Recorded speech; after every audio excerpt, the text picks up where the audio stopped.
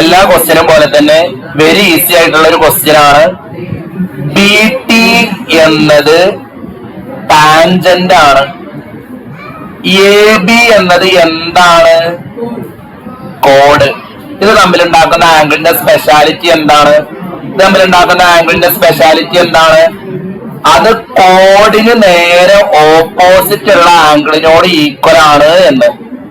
Clear ആണോ? ഇവിടെ 70 ആണെങ്കിൽ എവിടെയാണ് 140 വരിക? ഇത് 140 ആയിരിക്കും വരിക. ക്ലിയർ അല്ലേ? സോ OBT എന്താ? റേഡിയസും ടാൻജന്റും തമ്മിൽ ഉണ്ടാക്കുന്ന ആംഗിൾ എത്ര ഡിഗ്രിയാ? 90. OB എന്ന് പറയുന്നത് റേഡിയസാ. OB എന്ന് പറയുന്നത് റേഡിയസ് ആണ്.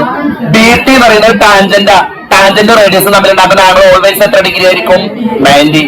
നോക്കിക്കോളൂ, OB എന്ന റേഡിയസും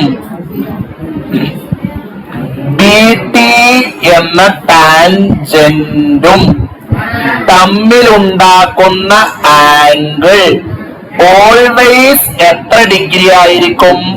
90. അങ്ങനെയാണെങ്കിൽ OB ഇതിൽ എത്ര ഡിഗ്രി ആയിരിക്കും? നിങ്ങളൊന്ന് പറഞ്ഞ. അത് ടോട്ടൽ 90 ആണെങ്കിൽ ഇത് എത്ര ഡിഗ്രി ആയിരിക്കും? 20. OB 20.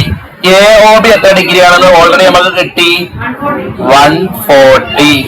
APB എത്ര ഡിഗ്രി ആണ്? 70. ഇത് ഞാൻ ചെയ്യുന്നതിന് മുമ്പ് കിട്ടിയാലെന്ന് കൈ നോക്കിക്കാം.